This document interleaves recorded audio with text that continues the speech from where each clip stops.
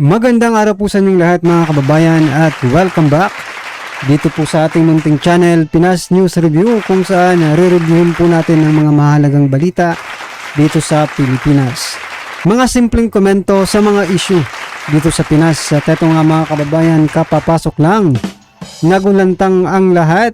Kongreso Gonzales walang kawala sa matinding pasabog ni BP Sara. Nako mga kabayan, yan po ang ating alamin mula po rito kay News PH. Nasa description po ang full video link ng video ito. Subscribe na po kayo. At kung bago ka pa lang at di pa mo nakapag-subscribe sa ating munting channel, please don't forget to subscribe. At i-click na rin po ang bell notification para updated ka po sa lahat ng ina-uploads nating reaction video. At eto na nga mga kabayan, bago po natin simulan itong kanilang pag-aatake kay BP Sara, talagang itong mga attack dog ni Tambaluslos ay ito na naman muling tumahol doon sa sinabi ni BP Sara na designated survivor. Talaga naman seneryoso po nila, no? Yung yung statement na yan, no? Parang isang salita lang ni BP Sara, apektado silang lahat, no? Ito po ang sinabi, nasobrahan sa Netflix. Gonzales urges Sara Duterte to be circumspect, in her remarks. Nako. Nasobrahan daw sa Netflix mga kababayan. Parang wala namang na-mention na Netflix yata, no? Baka kayo lang ang nag-a-assume na talagang sa Netflix yun. Diba? At saka ito pa mga karibin natin, sinabi rin ni Gonzales, Gonzales on BP Sara Duterte, we don't even know if we can still trust her. Nako. Si BP Sara pa talaga ang hindi mapagkakatiwalaan ngayon, mga hinayutak kayo. Si BP Sara pa talaga ngayon ang hindi untrustworthy, sa palagay nyo po mga karibin natin, between this man, between Gonzales, Pampanga 3rd District Representative Gonzales, sa kanilang dalawa, kay Gonzales at kay BP Sara, sino po ba ang mas pagkakatiwalaan sa inyo? Diba? Kayo, nasimula pa lang, talagang biniran nyo na si BP Sara, diba? Yung kongreso nga, yung pasimuno, kaya nagkagulo-gulo yung unit team, Tapos sasabihin nyo ngayon si BP Sara ang hindi dapat pagkatiwalaan. For your information, Congressman Gonzales, si BP Sara po ang nagtiwala sa mga Marcos, diba? Ibinuhos po ang lahat ni BP Sara, nagtiwala po siya sa mga Marcos. Pero ano po ang ginante? Mga kababayan, trinahidor. Diba? Malamang sa malamang itong si Gonzales ay nautusan. House of Representative ito, mga karibin natin, Hawak po ito ni Speaker Tamba. Diba? Na nga lang, mga karibin natin, sinasabi niya, ito, pakita ko sa inyo. We don't even know if we can still trust her, BP Sara, yung tinutukoy dyan mga kababayan. So kung ikaw ang tatanungin ko mga karibin natin, sino sa dalawa ang dapat mong pagkatiwalaan? Si Gonzales ba o si Vice President Sara Duterte? Di ba? Bakit ba napaka sa inyo? Bakit yung sinabi ni BP Sara trending na trending sa inyo Parang nasasaktan kayo. Nasasaktan yata kayo sa sinabi ni BP Sara. Nung binira nyo ng binira si BP Sara, hindi naman, diba? Nag-aalangan kasi noon kasi alter ego pa siya ng presidente. Ngayon, wala nang pakialam si BP Sara sa presidente nyo. Yung mga congressman, diba? Wala na pong pakialam kung masaktan man ang damdamin ni President BBM.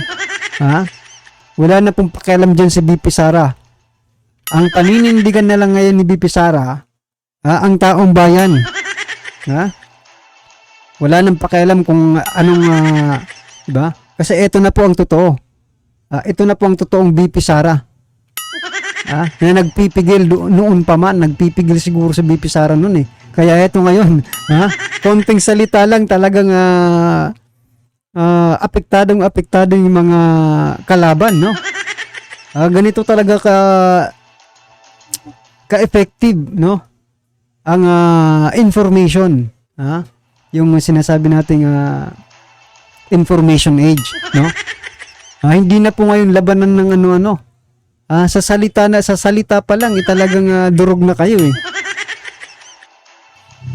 Well, anyway mga kababayan, ito, pakinggan po natin at panoorin ang video ito at bigyan rin po natin ng komento. Ito na po.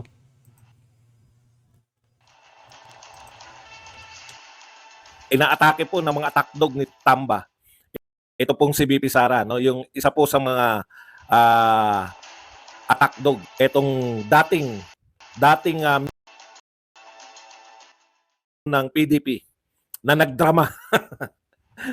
Si Representative Aurelio Gonzales, naging deputy speaker, senior deputy speaker, ay sinabihan po na nasobrahan sa Netflix itong si BP Sara. Okay. Matindi to si matindi magsalita yung mga ito si Gonzales, no. Hindi ko maintindihan. Ito salita niya to Meron pang sinabi yan dito, sabi niya. Sa pamagat naman sa isa sa bulletin naman. Gonzales and BP Duterte, we don't even know if we can still trust her. Ikaw ang magsasabi na we don't even know if we can still trust her. Kayong mga congressman na magsasabi, magdududa na kung pagtitiwalaan ba si BP Sara, baliktad. Di ba kayo yung bumira kay BP Sara? Di ba yung kayo kakampi kayo? Ka-unitin kayo. Kasama kayo sa unitin. In fact, BP ka Bago niya birahin, may drama yan. Di ba yung nag-resign muna? Nakalimutan ko na kung ano yung drama niya na bago siya magsalita, nag-resign muna siya sa PDP laban, di ba? Itong Aurelio, Gonzales. Okay. Ang lakas ng loob mo na we don't even know if we can still trust her.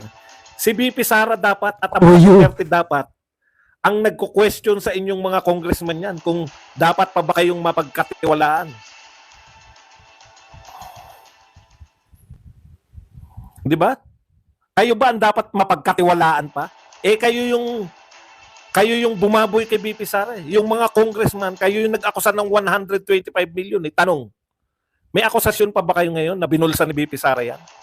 Alam nyo kung ano yung akusasyon nyo? Sinabi nyo lang, kayong mga congressman, lahat kayo.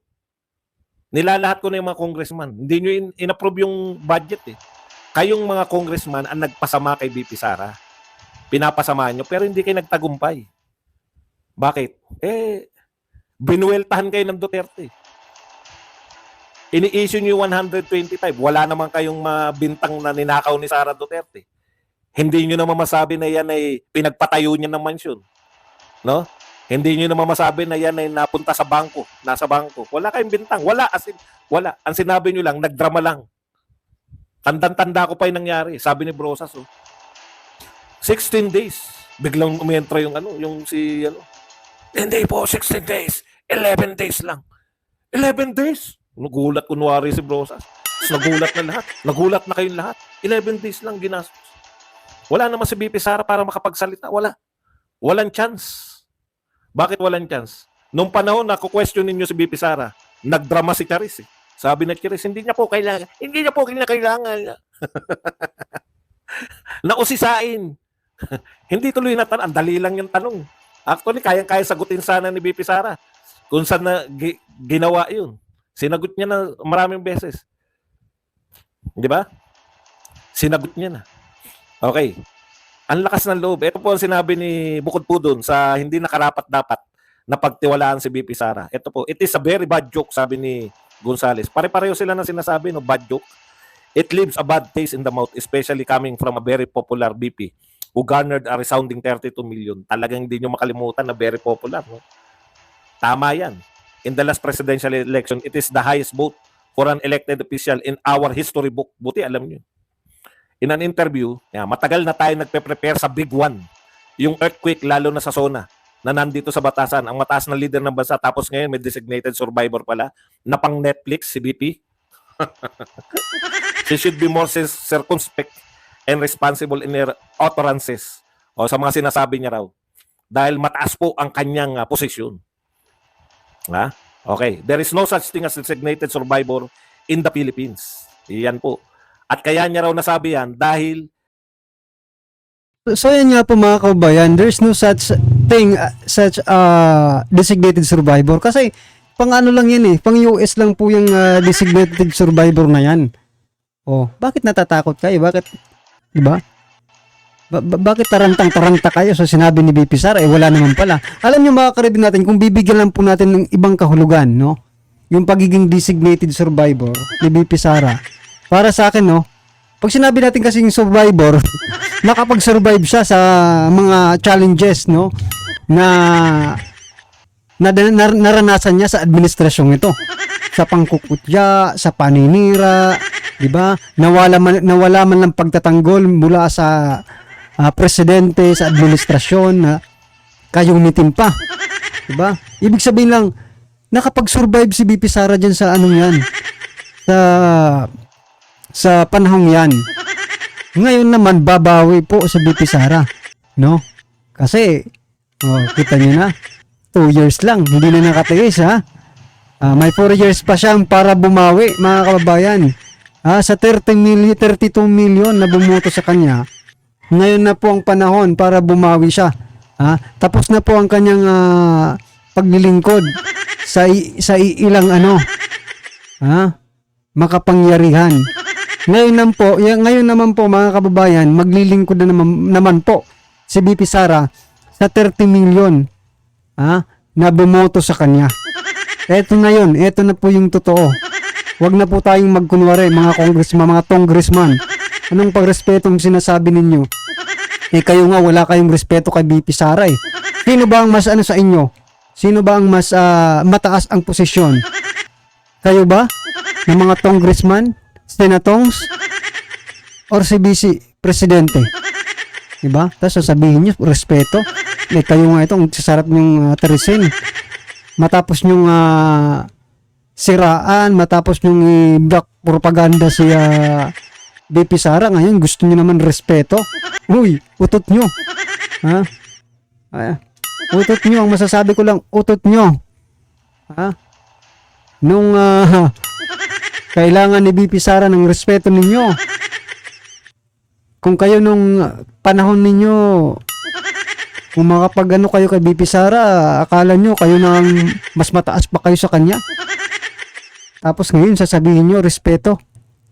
Kailangan pa ba nating pagkatiwalaan? Hindi naman hinihingi ni BP Sara ang respeto niya di ba?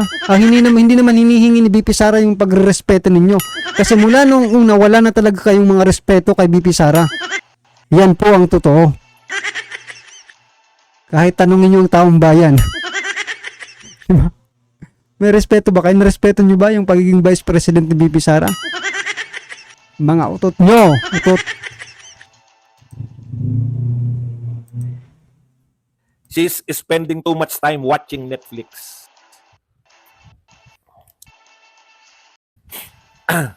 Okay. Baka kayo po ang nagsasobrahan kayo sa Netflix. Congressman Gonzales, yung mga congressman, baka kayo po, yung nasobrahan sa panonood ng Netflix. Kasi kayo po ang may alam kita nyo, alam na alam nyo yung Netflix Designated Survivor, alam nyo. Wala namang minention Netflix si BP Sara Diba? Well, anyway mga karibin natin, ito na lang po ang tanong ko sa inyo. Para at least magkaroon naman tayo ng interaction dito, no? Sa palagay niyo po ba, dapat po ba talagang irespeto ni BP Sara itong mga congressman na ito? Dapat po bang irespeto ni BP Sara ang mga congressman at senatongs?